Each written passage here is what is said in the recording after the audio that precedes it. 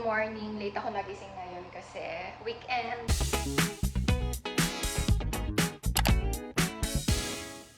So, ayan. And late din naman kasi yung mag-ama ko magda-dive today. Mga alas 3 pa naman ng hapon.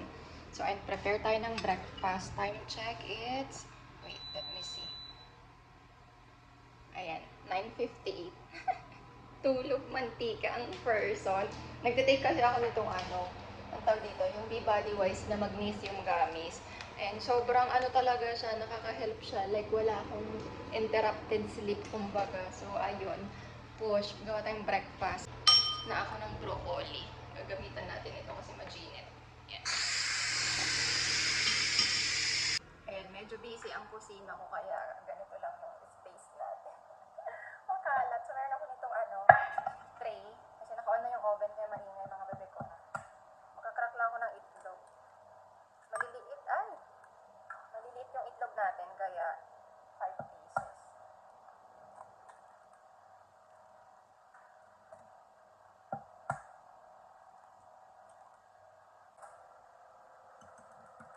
Ilagay ako ng salt.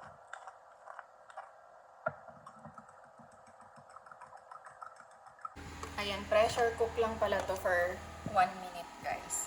Kailangan ko lang siyang, maginit. Tadtadin isa-isa.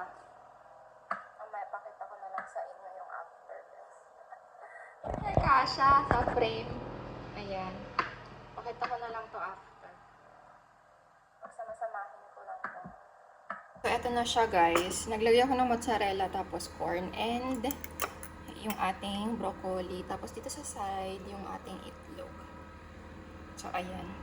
Imimix na lang natin siya ng bongga.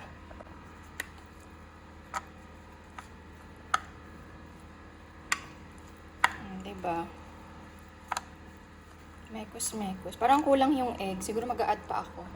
Ayan, natapos na ako. Hindi siya mukhang magandang tignan, pero alam mo yun. Pwede na. Maaga pala aalis yung mag-ama ko kasi Ras Al Khaimah pala sila. Akala ko alas 3 pa yung dive. Yung alis nila. Pero alas 3 pala yung dive. So ngayon, mga 12, aalis na sila. And babaunan ko na lang si Bebe Boy. Ayun na yung water niya. Tapos, eto, prutas. Tapos maglalagay din ako ng mga ang tag doon. Yung niluluto ko. Ha? Yeah, patay na. Mabango ba? Sarap? Baon ka? Yun. Yes. Yan o, scuba diver yarn. Bibili siya ng money. Bye! Hindi ka pa nagbihis, hindi ka pa naligo. Pupunta ka na agad sa mga ngapit bahay ka na agad.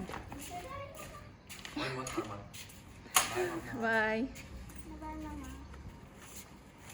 Makipaglaro ka muna, tapos uwi ka mamaya ha, kapag may gala sila ha. Grabe yung init sa labas. Tayo pagpasok ko. Ay hindi, okay lang pala yung skin ko. Kala ko magiging dugyutin yung itsura.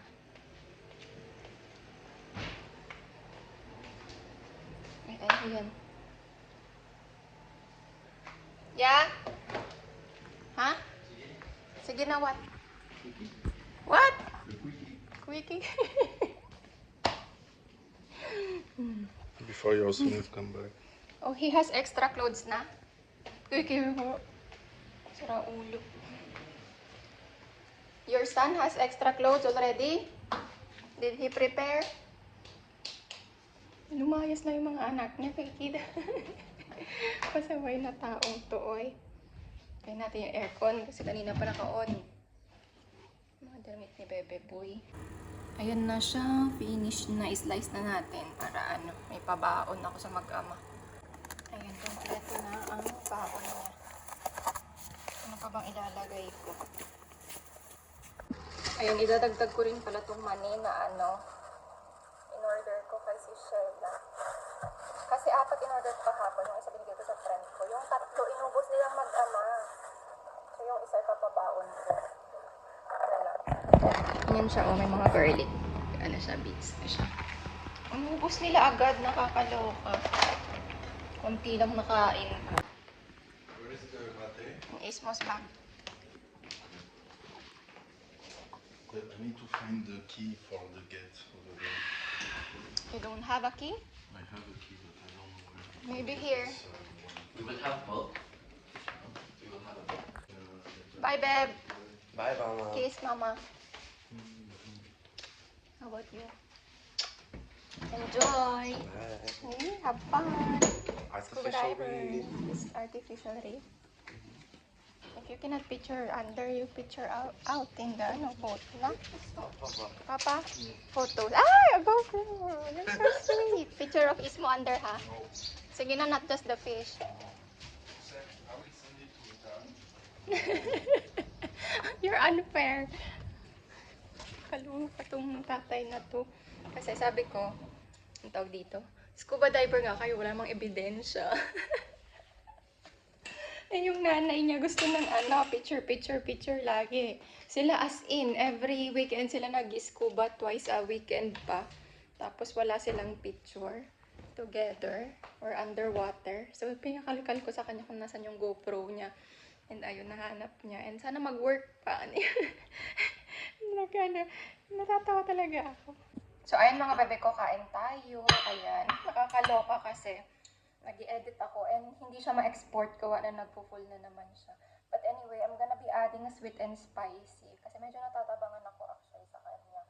Yung isang tabasco na maliit is kinuha ni Bebe Boy. Hindi ko rin mahanap kung nasaan yung jalapeno. Mas bet ko sana yun. Siguro ubos na.